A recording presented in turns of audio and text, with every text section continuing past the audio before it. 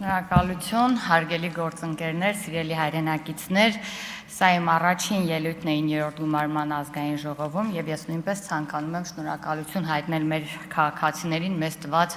բարձր վստահության քվեի համար։ Եվ չնայած այս ակնհայտ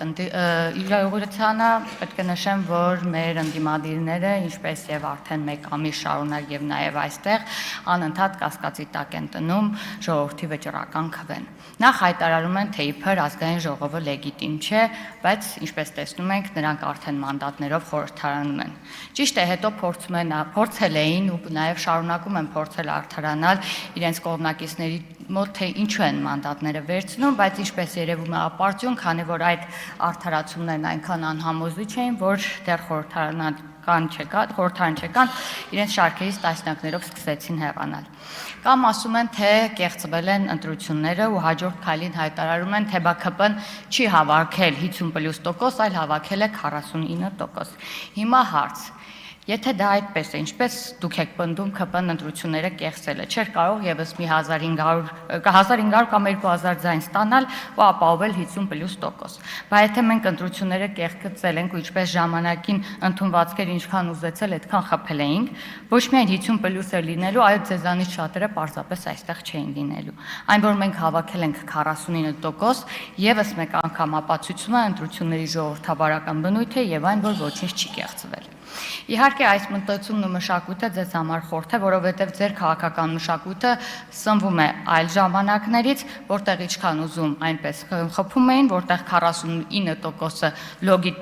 լեգիտիմ ու ժողովրդավարական չէր, որտեղ խփած 89%-ը լրիվ նորմալ էր։ Ու հարց է առաջանում, բայց եթե ընտրությունները կեղծված էին, ինչու, ինչպես դուք եք պնդում, ձեր 100,000-ավոր հետևորդներ հաջորդ օրը դուրս չեկան փողոց, ինչպես նախկինում էր դա այդպես լինում։ Այս իրավիճակում, եթե մեր հասարակության մեջ լեգիտիմության ու ընտրակեղծիքների հետ կապված հարցեր են առաջանում, ապա այդ հարցերը հասցեագրված են բացառապես ընդդիմությանը։ Ըստ որոշ տվյալների, այս ընտրությունները ֆինանսական առումով ընդդիմության համար եղել են Հայաստանի պատմության ամենաթանկ ընտրությունները։ Ֆուտբոլային լեզվով ասած, ընդդիմադիր մեկ պատգամավորի տրանսֆերային արժեքը հասնում է մի քանի միլիոն դոլարի, իսկ ընդդիմության հավաքական ֆինանսական կարողությունը կազմում է մի քանի միլիարդ դոլար։ Եվ այս ահռելի ֆինանսական ռեսուրսը տրվել է Հայաստանի Հանրապետության քաղաքացու ձայնը գնելու եւ Հայաստանի պետականության դեմ կռվելու համար, ինչևէ մենք դա թույլ չենք տա։ Հարգելի գործընկերներ, երեկվանից մեկնարկել է ազգային ժողովի նոր գումարման աշխատանքները եւ շատ ճիշտ էր այս աշխատանքների սկզբից հենց խոսել առաջիկա 5 տարիներին, թե ինչպիսին է լինելու այս խորհրդարանը, աշխատանքի մասին է լինելու, թե մշտական արձակատման հարթակ։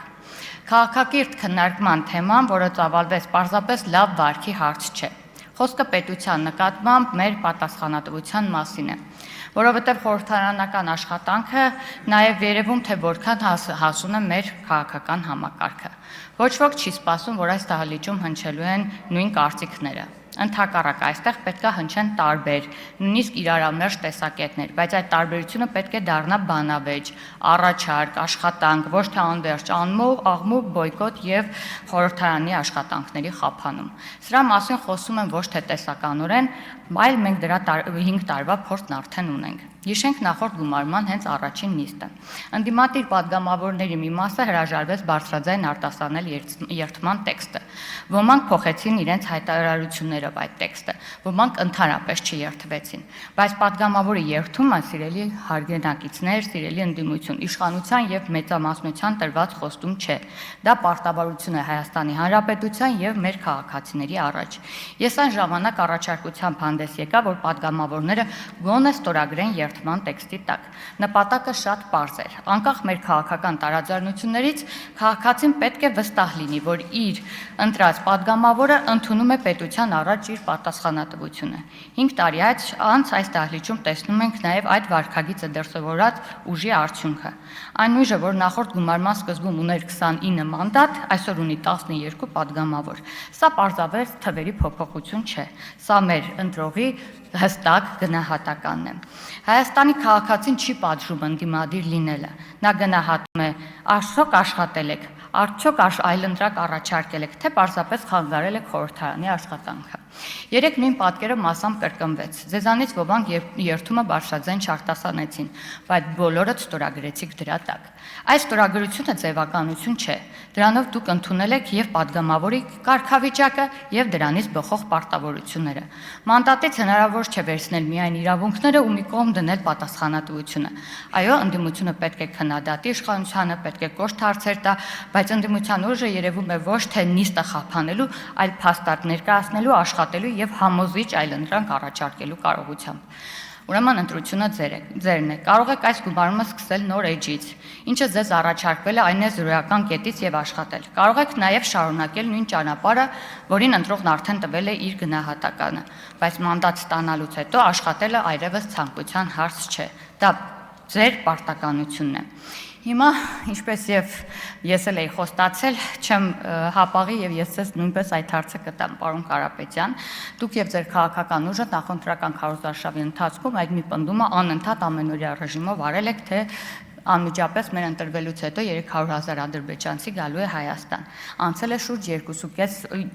2 ամիս, դեռ 2.5 չէ, եւ Տիկին Գրիգորյանն էլ դուք իշխանության ներկայացուցիչներին երեք պահանջում եք հիմնավորել քարոզարշավի ընթացքում մեր կողմից հնչեցված խոսքը եւ դա շատ ճիշտ է։ Եվ բացատրություն եք պահանջում, բայց նույն չափանիշը պետք է գործի նաև ձեր գործընկերների համար։ Փաստացի պարոն Կարապետյանը եւ նրա քաղաքական թիմը տերորի է ենթարկել Հայաստանի Հանրապետության քաղաքացիներին քվե ստանալու համար։ Հիմա պատրաստ եք դրան տալ նույն գնահատականը, որը կտայք իշխանության ներկայացուցիչին եւ անվանել նրանց ստախոսներ։ Եթե ոչ, ապա սա արդեն ոչ թե ճշմարտության պաշտպանություն է, այլ քաղաքական հարմարության հարց։ Եվ քանի որ խոսում ենք խորհրդարանի աշխատանքի եւ պատասխանատվության մասին, ուզում եմ անդրադառնալ նաև Ռուբեն Ռուբինյանի ազգային ժողովի նախագահի թեկնածությանը։ Պարոն Ռուբինյան, նախ ուզում եմ հաջողություն մաղթել ձեզ, ձեր խորհրդարանական փորձը, հավասարակշռված քաղաքական վարքը եւ պատասխանատվություն ստանձնելու կարողությունը բավարար է, որ ձեզ այսօր մենք ընտրենք։ Եթե երեք գրեթե ամբողջ օրվա ընթացքում ընդդիմադիր գործընկերները փորձում են ձեր տեխնատության մեջ որևէ մտահոգիչ բան գտնել, հնչեցին ակնարկներ, ենթադրություններ,